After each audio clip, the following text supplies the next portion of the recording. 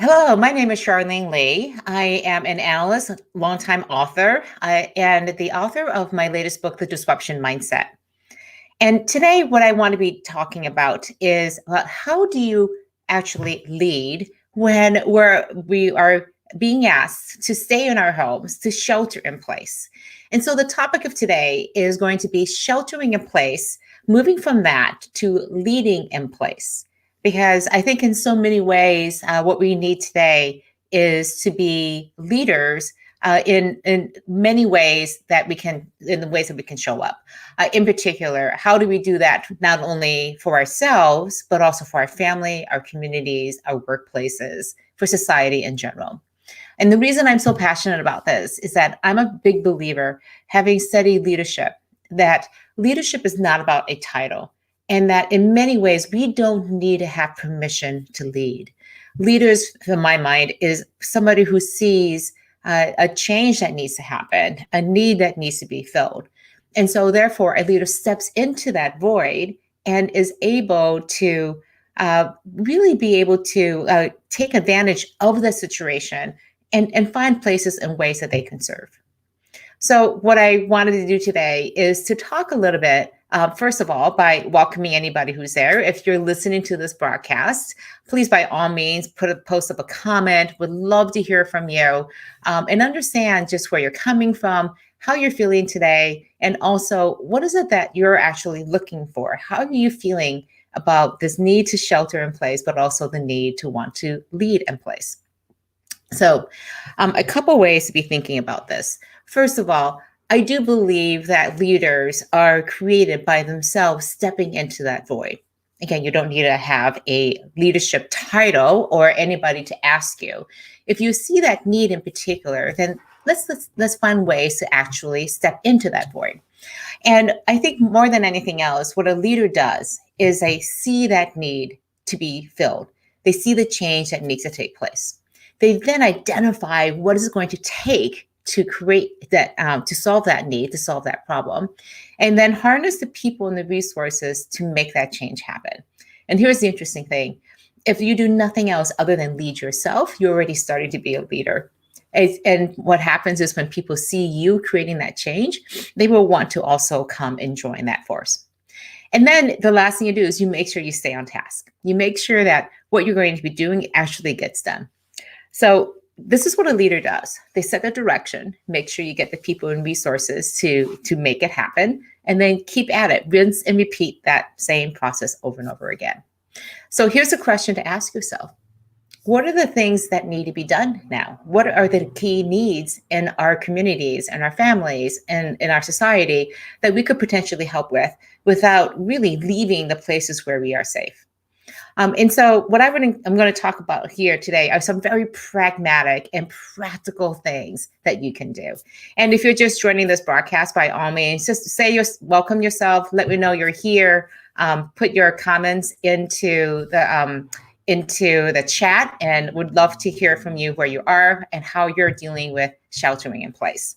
We're going to be talking about some very pragmatic ways for you to lead in place.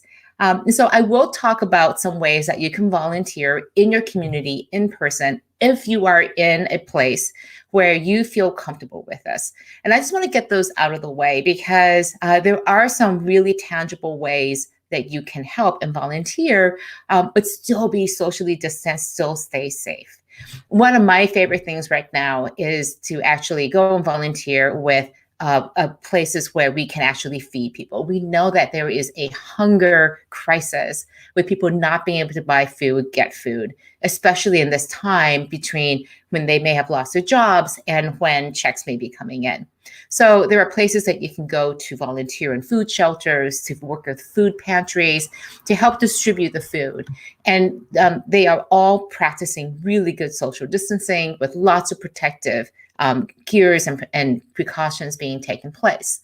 So that's a place where I think it's, if you are able to and feel safe, you can go and volunteer in person. But I think also even there's things like you can deliver meals to people who are shut-ins, the elderly, where you may be helping them get the groceries and deliver them. So you're not coming into contact with anybody, but you're actually helping somebody with great needs. So that's volunteering in person. And I think in particular, focusing on food and access to food, groceries, deliveries, things like that could be really helpful in the communities. But I also want to point out one other thing, which is to give blood. I have been a longtime advocate for blood donations in the American Red Cross. I personally am not able to give blood because I lived overseas for a while during a time when in the UK where there was something called mad cow disease. So I can't give blood. So I am so frustrated about that because I usually would set a calendar on my calendar, an appointment to go and give blood on a regular basis. So instead, now what I do is I advocate, I encourage, I organize blood drives. What's happening now in our communities is that there is a huge shortage in blood because a half of the blood in the United States is given through corporate blood drives. And when we can't go to work and we're sheltering in place, we can't give blood. So if you're able to, call up your local blood donation center and make an appointment. Even better, bring a friend or two, make an appointment together, and they'll make sure that you're socially distant from each other in a safe place, but you can hang out there, see each other, get some cookies and juice.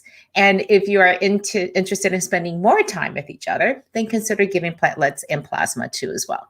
You could be up there in there for maybe 2-3 hours, chit-chatting with your friends and having a blood donation date. So I want to go on and talk a little bit about some of the virtual things though that you can do.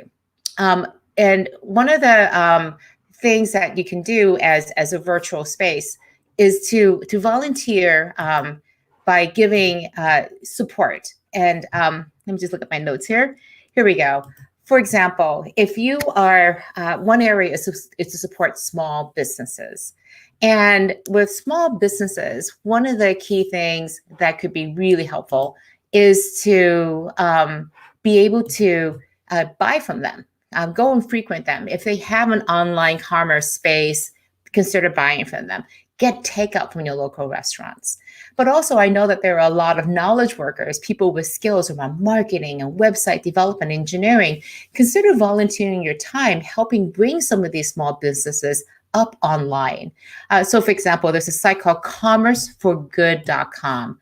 I'm going to try to post a comment here so all of you can see that.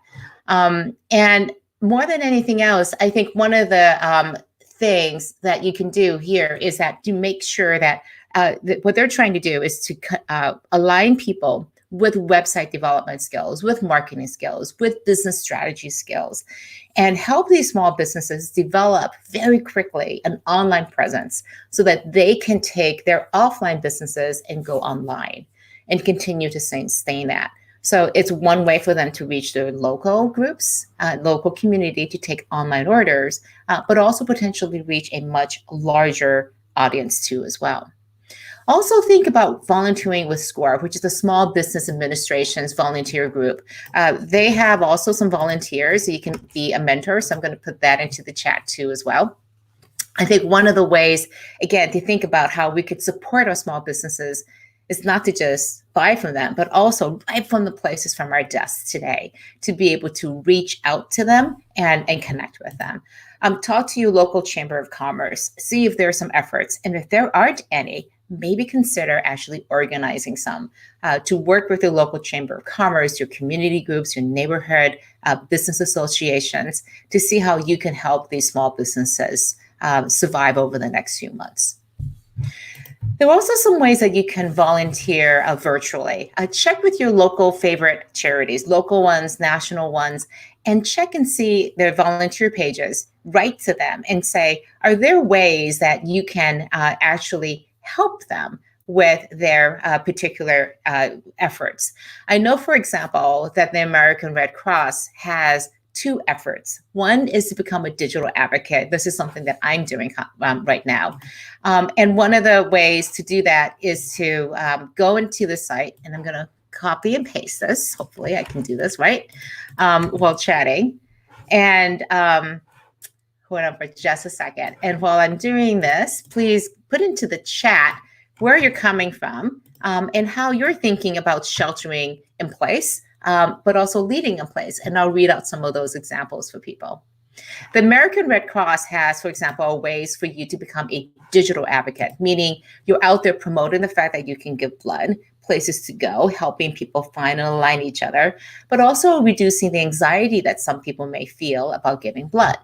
There are also places that you can volunteer behind the scenes. This is helping process volunteers, helping with administrative work, working with schedules or logistics. Again, where you never have to leave home, that you can volunteer. So look into your local charities, look into your local organizations and service organizations, and find out if there are ways that you can support them and make sure that they are being supported. So one of the things that I want to do and make sure is that you all can hear me, because I'm hearing from some people that you can't hear me. Hopefully it's clearer and that you can hear me. I just want to take a moment before I continue on to say hello to a few people. Vikram, thank you so much for joining today. And Saifik is saying hi too as well from Indonesia. So lots of people coming in from different parts of the world. Would love to be able to hear from also people about how you're doing with sheltering in place, how you're dealing with this journey that we're on, because we're going to be on it for quite a while. How are you finding ways to lead? How are you finding ways to connect with people? I would love to hear those stories and share them with you too as well. So thank you, Wichita Cindy, for joining from Wichita. Glad you're being safe at home and that you're working from home and finding that's working for you. And thank you, Mike, for letting me know that the sound is clear. And yes, and thank you for the comments on my background. This is my home office. As you can imagine, I do a lot of virtual work, so try to keep it as clean as possible. What you don't see is the mess around to the side there. And so, Wichita Cindy, I understand how your concerns about leaving the house to give blood. But one of the things I would say is we can leave our homes, we can be safe. I think especially with this recommendation from CDC that everyone wear masks is a really good thing, because it just helps contain things better when you can't be at a socially safe distance from each other. What I do is if I'm walking with friends or with my family, we maintain social distance by extending our arms, and we can't make our fingertips touch. That's how we know we're 6 feet apart from each other. And it's hard. It's really hard to do that. So a couple other things that you can also do is to make masks. So Wichita Cindy, I hear that you have a homemade mask. Kudos to you. I think these masks, there are many, many patterns that are available out there today that you can make from them. There are even some versions where you don't even need to know how to sew to be able to make them. If you can't sew, consider working with some groups to be able to get the materials and prep the materials so that people who sew can actually make them. Here in the US, we have some groups that are making masks. One retailer has kits that you can come and get from Joann's. So you can go into Joann's, get a kit that can make 5 masks. It's all prepared. All the materials are there. You do have to pay for it, but you take it home. And then when you're done, you can bring it back to Joann's and then make sure it gets to healthcare workers and other service workers. So they're acting as a way to be able to facilitate this happening. But again, there are many, many ways to be able to make these masks. You just Google make masks. And I think it's a fantastic way to be able to get together and think about how you're going to actually make something that could be really beneficial for not only your family, but also your friends and your community. So the last 2 areas I want to talk about is really about how do we lead in place for our community, our immediate community of our family, our neighbors, and our larger connections in our networks. I think one of the best things to do is to check in on your neighbors. And you can do that if you have their email, text, FaceTime, ringing the doorbell, whatever it takes, just check in on them. And this is an opportunity to, again, make these connections with people who are really trying to figure out, how do I make sure that everyone is safe? And so check in on your neighbors. I know that places like Nextdoor have help maps, but more than anything else, reach out to people. and make sure they're okay. I think during this time, even a smile helps. It says that I'm here if you need something, let us know how we can help you. This especially goes for people who are elderly, who may be more shut in. It never hurts to make another connection. And I think the last area is to really think about how do we reach out to the people in our various networks. Again, it's almost like an explosion of people just texting each other, reaching out to people you may not have heard from for a long time. And what you're sharing and what you're creating is this point of connection, but also of caring and of kindness. And in this time, even just that little bit of kindness to the people we know, but especially to the people we don't know, is what's going to get us through over the next couple of weeks and months. And I think more than anything else, it's so true that having a smile is probably one of the best things we can do. It is so easy to walk around our neighborhoods, get some exercise, and keep our heads down, to not look people in the eye in the way that we often do, because of our sense of pulling in, of being able to shelter ourselves, even when we're not in our houses. But I think this is what leaders do. By reaching out, extending yourself, maybe making yourself feel a little bit more vulnerable than you have in the past. Because you don't know what's going to happen if you reach out, smile to somebody, and give them that virtual connection, if not that physical connection. I think more than anything, this is the time to extend ourselves into that place of leadership, to show people, yes, we can connect with each other. We can make that connection, even if it's just a smile, it's a hello, it's a thank you to our very many brave service workers who are out there, not only in our healthcare systems, meaning peace and karma to all of our healthcare workers. We hope that they stay safe. But it's also to all the people who are working in the grocery departments, driving our buses, delivering us our food and our groceries so that we don't have to go outside. These are the people who that I'm incredibly grateful to and could really benefit again from you and all of us taking that moment of time to be a leader and to show and demonstrate, model the way of how we should be treating each other. So I think more than anything else, what I encourage you to do is to find these small little opportunities to be able to lead. Again, what does a leader do? Who is a leader? A leader isn't somebody who has a title. And I want to encourage you to never have to ask for permission to be able to lead. You just start leading. And one of the things that you can do, let's think about all the different ways that you can serve. I gave you a bunch of examples of people who are organizing this, but there are ways that potentially you could organize. What are the places and the networks that you have to encourage people to reach out to each other, to connect? And I would encourage you especially to help our young people figure out how to do this.